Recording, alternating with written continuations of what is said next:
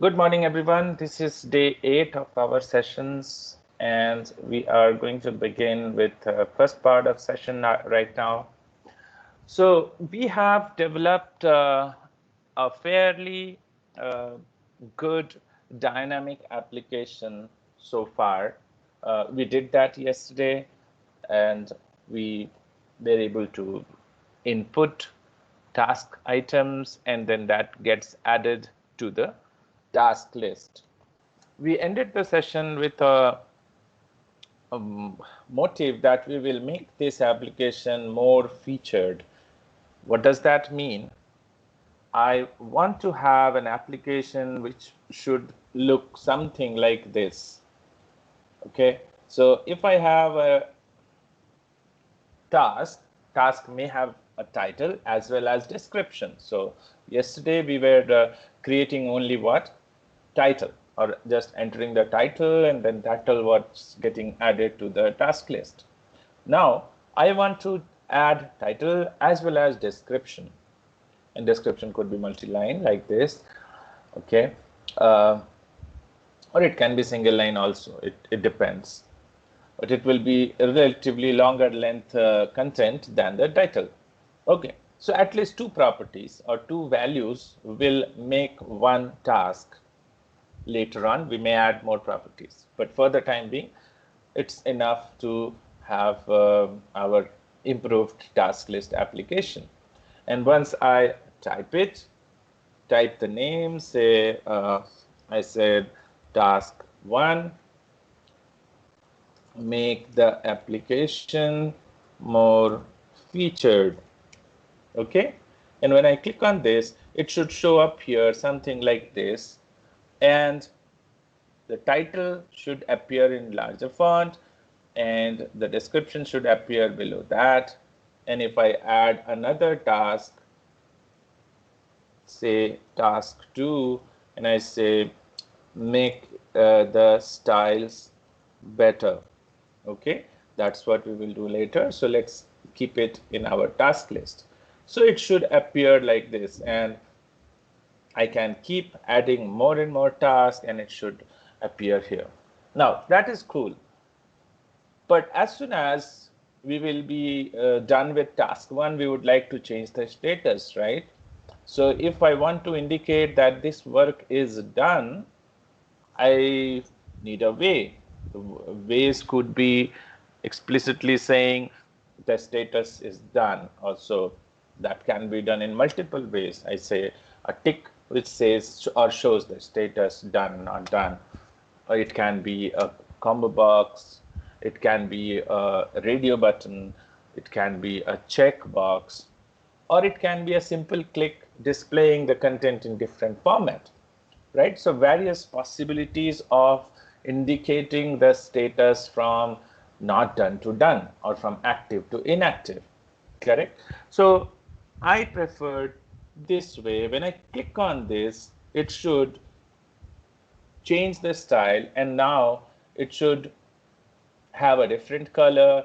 The text title and description should come appear in a line through style decoration, text decoration, which indicates that this work is done. Fine. And if I click it again, it should go back to the original state. That means, oh, by mistake, I changed the status. Let me revert that status. Fine. So these are a few features that we want to build, and maybe we will add more and more. For example, right now we have a feature for removing everything. What if I want to remove one task at a time? What if I want to show only those tasks which are active? I don't want to see tasks which are already done. What if I want to save the task list so that it is available later on also? Right now, if I have added things in task list and I close the browser, all my data is gone. But we will not want that, right? We will want the data to be preserved for future reference, correct? So there are many features that can be built into this list app. And as we require more and more features, we will require more knowledge of JavaScript and its application, because everything that we are trying to do now is after the web page is rendered. Okay, so any change in the HTML content after the page is rendered is possible only through DOM APIs. We got introduced to DOM yesterday, and we found a lot of APIs, a lot of functionalities available to find the element, to modify the structure, modify the properties, modify the styles, add or remove elements, etc., etc. Right? So we are going to use them, and where are we going to use them? We started using that yesterday, and we did that using JavaScript, because JavaScript is the default scripting language for HTML and CSS. Correct. So we are going to learn some more concepts in JavaScript today. Yesterday we learned about the basic syntax of JavaScript, what is a variable, what is a operator, how variables and operators work together, what are the primitive data types, and what are the complex data types. And then we stopped because we wanted to learn a special type of complex data type. We learned one type though. We learned about functions. Today, we are going to learn about a complex type called object, which is a generic complex type.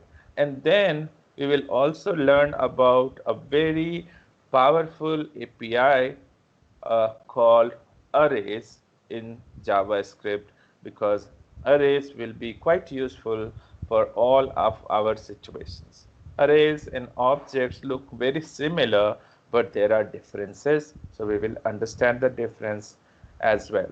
And then we will apply all that knowledge into the application that you see here, and we will make it work. The earlier application that we left yesterday to this application.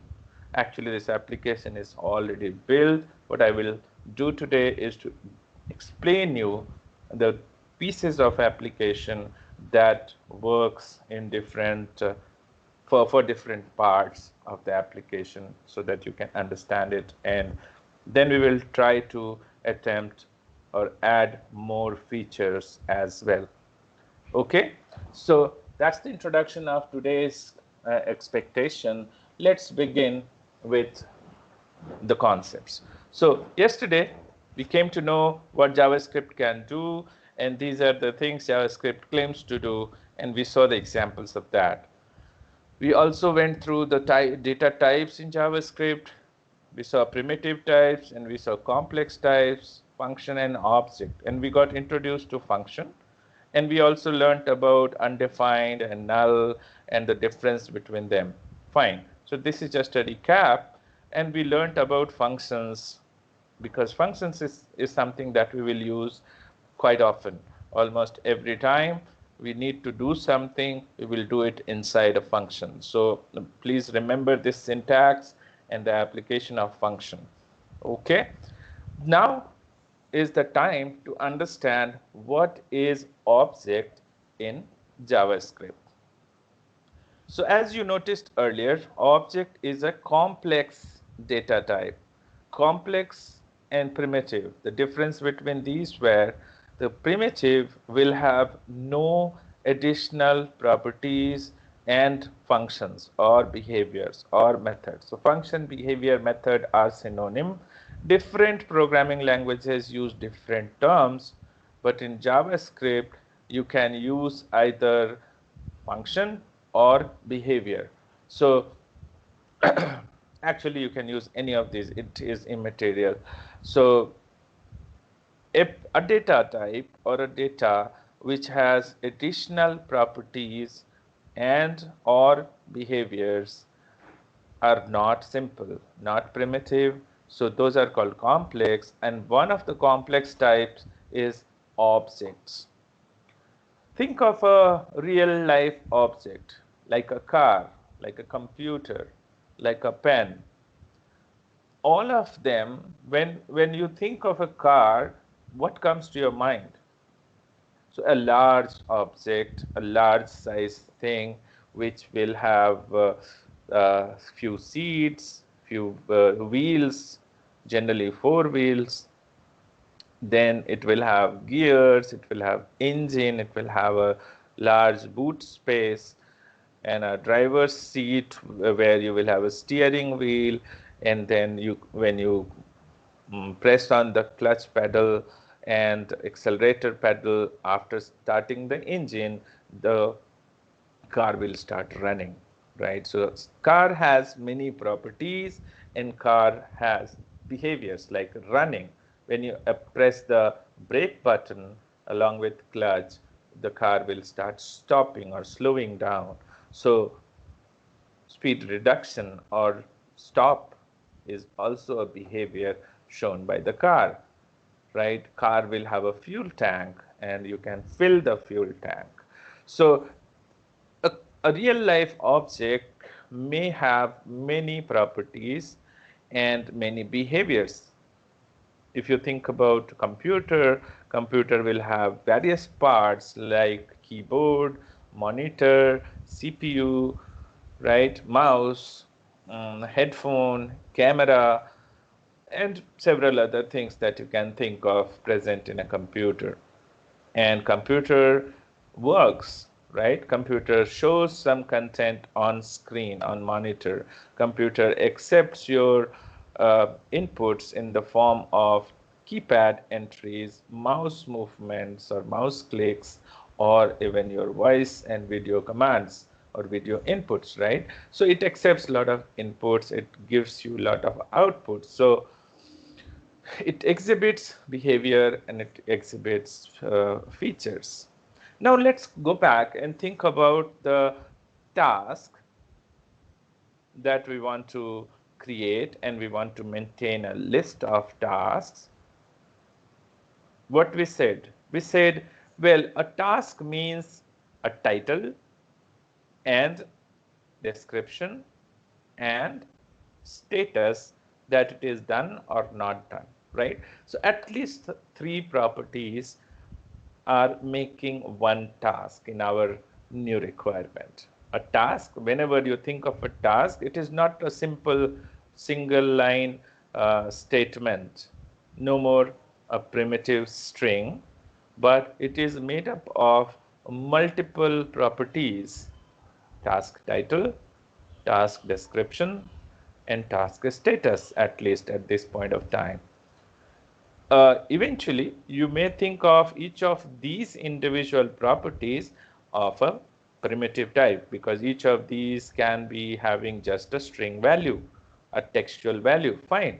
So ultimately, each object or a complex object will be made up of properties which can be complex objects among themselves, or those are primitive data points, right? So when you start assembling primitive data types together and start giving it a name, basically you started creating complex objects, and then you can add objects into objects and give and assemble them and give it another name, and that becomes another complex object. So this is going to grow, and that is what you see in the document object model as well. What do you see in document object model?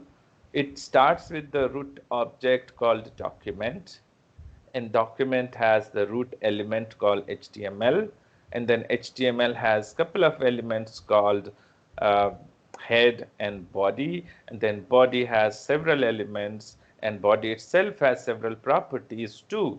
So it is made up of multiple complex objects, some primitive data, etc., etc.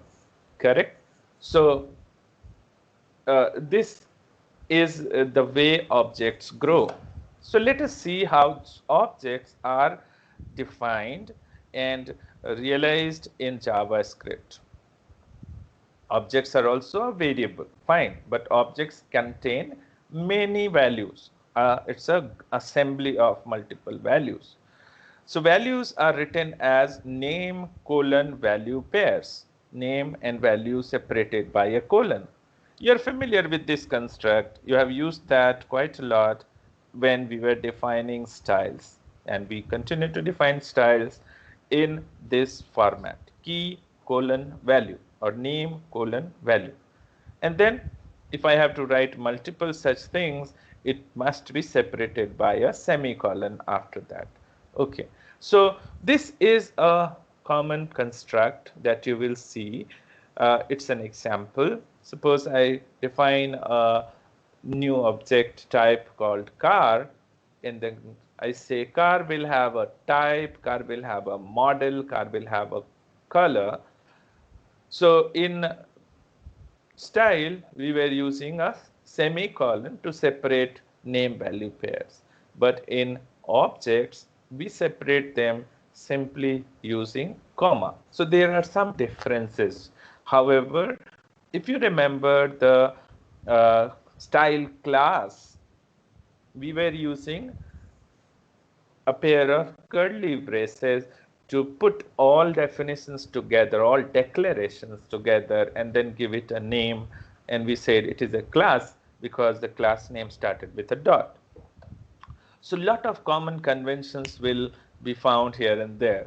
So that sometimes that makes things confusing, but you will have to also remember the finer differences, and then it will be easier for you to create new definitions and use them as well. So here, look at the convention, look at the rule to define an object. An object, a data type, will be considered as an object when the value of that is in a pair of curly braces, point number one. And then inside the pair of curly braces, you have one or many name value pairs. You can even have nothing, that means zero name value pair. So actually inside the curly braces, you require zero or more name value pairs. Okay, and name value pairs are separated by colon, and each pair is separated from each other by a comma. Okay, so as soon as you see something, a variable declaration in JavaScript which has a value put up between a pair of curly braces, you should understand that it is a object type variable. When you do a type of on that variable, it will tell you that it is of object type, right? So this is the simplest way of recognizing an object type variable. Any variable which has a value which is written inside a pair of curly braces. And inside curly braces, as you noticed, there will be zero or more name value pairs. Fine. Now, it is not necessary that you write all name value pairs on one single line, not required. You can break it down onto multiple lines like this. On the right hand side, you are seeing another example of person variable, and person variable has a pair of curly braces, and that itself indicates it's an object, and then our object has multiple properties: first name, last name, age, eye color. Now remember, the name has to follow the naming convention that are applicable to any variable. So that is the practice that we will always apply, right? Value could be anything. It can be a plain text, it can be a number, it can be another object, it can be Boolean, right? So whatever that you know of can be there in the value part, but the name must follow the naming convention of a variable. Okay. So the next question comes, fine, I have an object which contains many values, but I will be generally interested in accessing those values. So how will I access those properties of object? So there are basically two ways of accessing. And the ways are the name of the object or the variable name, and then dot and the name of the property. Dot Dot is important because this is called dot operator. Dot is an operator in this case which separates the layers. It separates the uh, object from its property. So object in this case, or the variable referring to the object in this case, is say car or person, and let's take person for now. So person, and I am interested in knowing the age of the person. What I will do is person dot person dot age, and that will return me what? 50. Or if I have to set the value of the property, then I will say again person dot age equals some value, say 40. So the value will change in that person object for the age property, and it will now become 40. Right? It's like a envelope. An envelope can have many pages, and each page has certain content written. So you are picking a page by saying envelope, get me the 5th page, right? And then you say, I want to change the content of that page, or I want to put some content, or simply read the content that is there. Now in this case, you have a choice. You will generally do what? You will say 5th page, 7th page, 10th page, or you will say, no, I have tagged each page and I say, this is my introduction page, this is my body page, this is my conclusion page, something like a book. And then you say, okay, take me to the body page or description page and get me the content of that page, right? So instead of referring the content or property by its number, you are referring it by a name that was given, right? So name is important in this case. The second way is this. Now, ideally, as I said, your property names should be following the naming convention of a variable. That means no spaces, everything is following a camel case, etc., etc. But there will be some situation where you would not want to follow that. So in that case, say multi-word property. Okay, you cannot follow the other convention. So what you do, you put the property also in double quotes because it is a multi-word. So you would want to access them. Now, if you use the dot notation, it will break because as soon as a space appears in the middle or something like hyphen, which is not allowed in the regular expressions, the general expressions, then it will break the code. So the second option for you to access properties is the name of the object like person, and then a big bracket, a pair of big bracket, okay? And inside the big bracket, you put the property name in quotes. So here, now you are not referring the property name as a variable like you do in the dot notation. Here you are referring it as a string literal or a constant, a string value, not as a variable. So you are free to write anything there. Value of a string can have spaces, special characters, right? Anything which is not applicable or not possible to put in the variable's name. So as soon as you put the property name in quote, you can put any such text. So that is quite useful. And in some cases, you are not sure of the property name and it is coming to you as a dynamic value, then in that case also the second notation or second approach of accessing property works. You don't know the name of the property as a variable, but just as a value, then you put this value inside the big brackets after the name of the object reference. Fine. So these are quite useful ways of accessing properties. And once you access the property, if it is read only, you will be able to only get the value. If it is allowing you to rewrite or set a new value, you can just apply assignment operator and set a new value. Okay. So objects can also have methods. So apart from the properties that we see, of objects can also have methods, and methods are what? Basically functions defined as properties. So you can say person and you will say walk, in walk colon, and in the colon you can have the whole function definition. That is possible. You remember, function is another complex data type. So I said in an object, a property can have a value which is a complex object. And in this way, we are assigning a function as the value of a property, and this is quite acceptable. And we will see such things going forward. Okay, for example, this one, and it says full name. So full name is a function, and this function is written like this.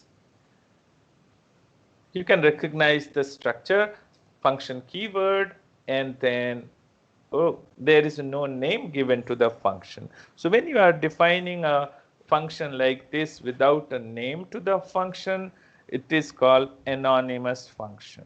Now in this situation, what you will have to do is to either assign this function definition to a variable, and that exactly is being done here by assigning it or attaching it to the full name variable, which is becoming a property.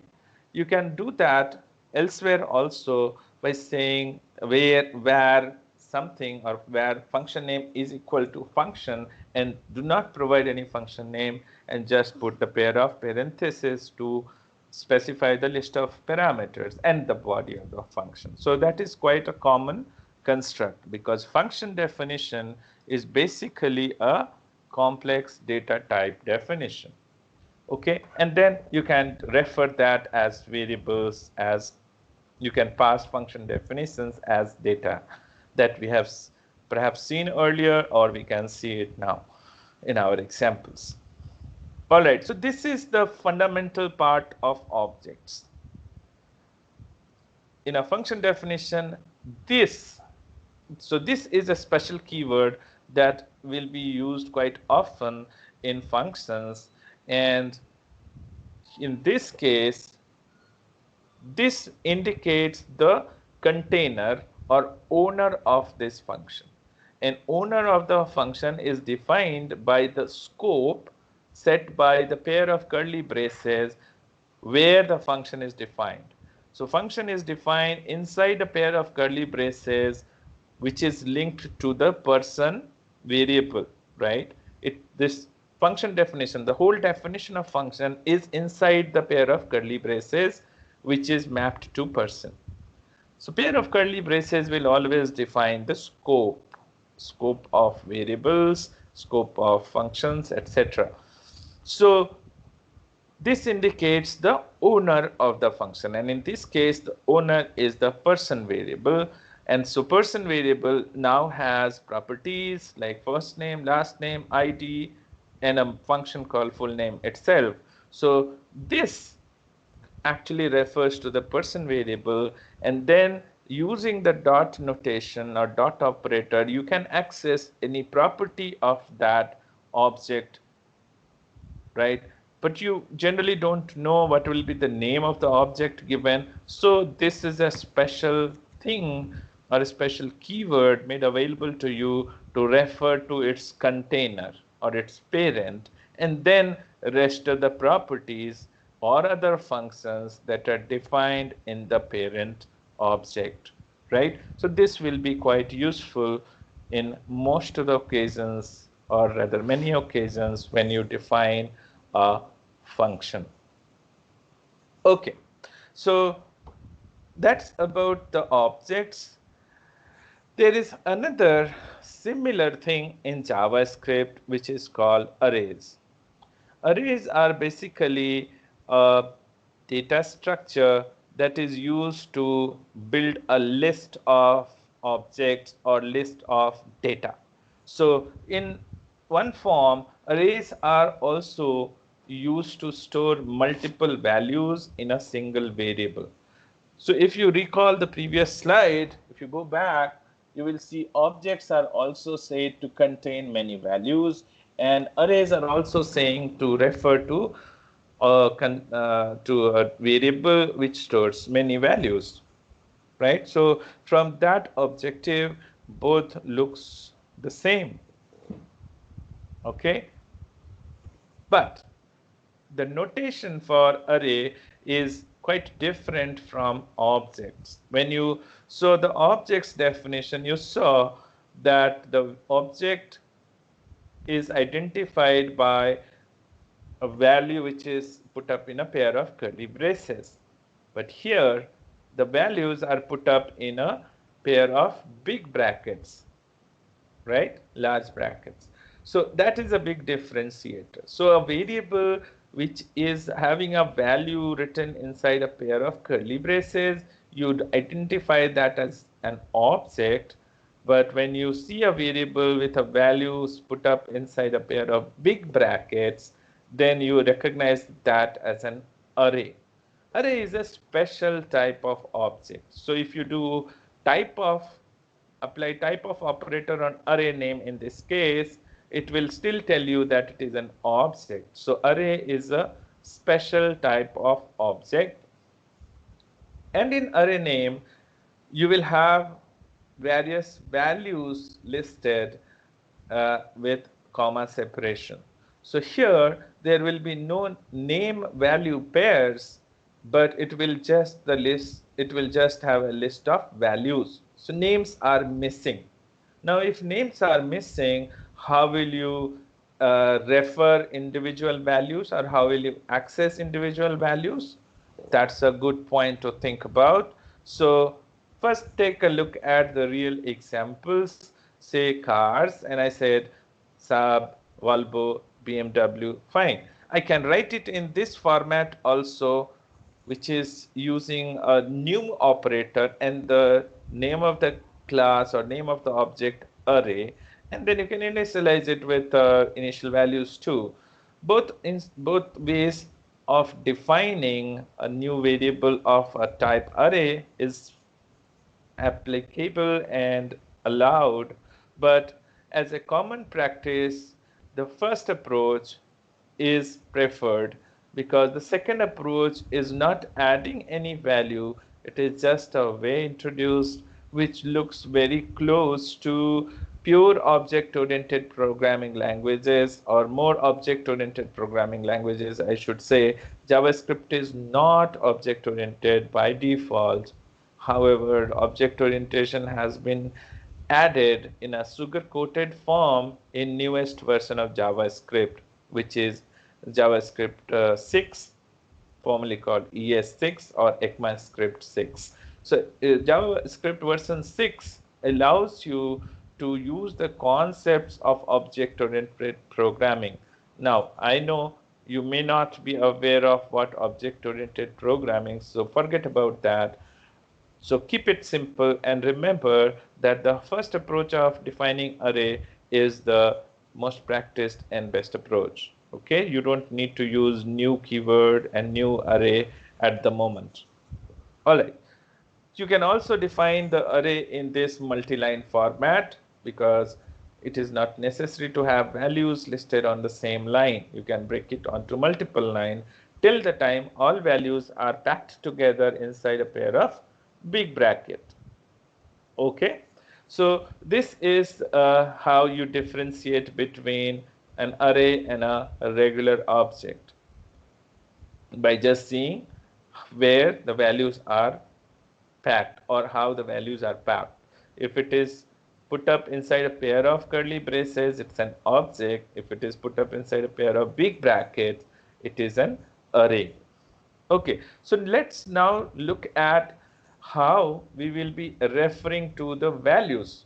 In object we saw, well, using the dot notation, I could have said cars dot some name because each value was given a unique name.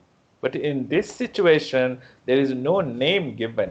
So what is the way out for me?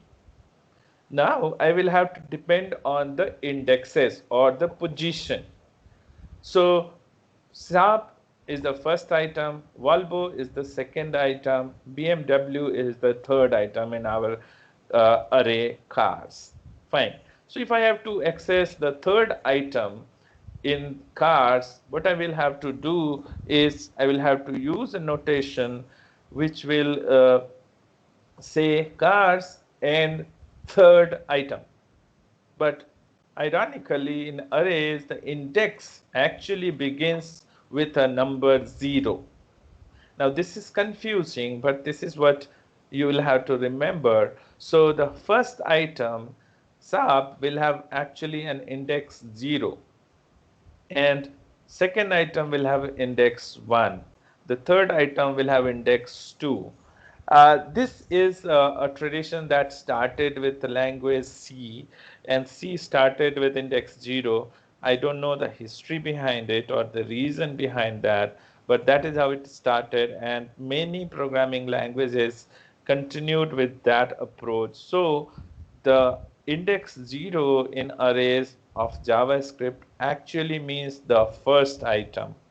So suppose you have 3 items, the index for the last item will be 3 minus 1, that is 2.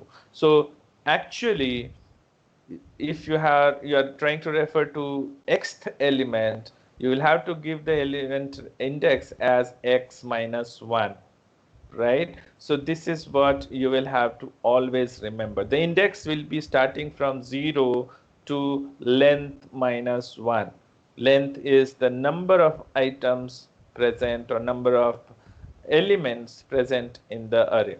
Okay, so what we will do is we will refer something like this. If we are saying cars and a big bracket 0, now in this case, it is not possible to use the dot notation. In arrays, you cannot use dot notation because there is no name variable associated with the object. What you can always do is a named index, and instead of named index or the second approach where you were specifying the big bracket, instead of the name as index, you will put the number as the index. Okay, number means the serial number or the position minus 1. Okay, so cars 0 indicates the first item in the cars array, and the value that will return is sub at this stage, and so the name variable will get a value sub, and this is the only way of accessing element in the arrays, this straightforward way. Now you can always check for the type of objects. As I explained earlier, arrays are a special type of object. So if you do a type of operator, it will still return object for arrays, but you can differentiate between an array and an object by seeing the notation, how the values are packed together. Now arrays gives you a quick and easy way to access the elements, but it gives you a whole lot of functionalities in terms of methods and properties that will be quite useful. And arrays is a data structure that will be used quite often in the applications. For example, in our application that we are trying to build, we will have multiple tasks added by the user, and so we have to keep a list of those tasks, and each task is an object, but I need to have a simple list of tasks which are added one by one, and then I have to retain that because I have to go through each of them and then prepare the visualization for each of them.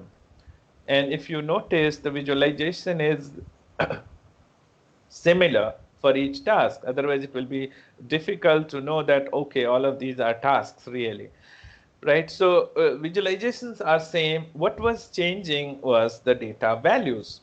And of course, when the status was changing, the visualization was changing for those.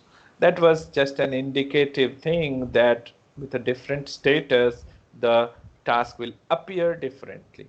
But what was happening behind the scene, or what will we do behind the scene, is to maintain a list or array of tasks, one and many tasks that will be created over time.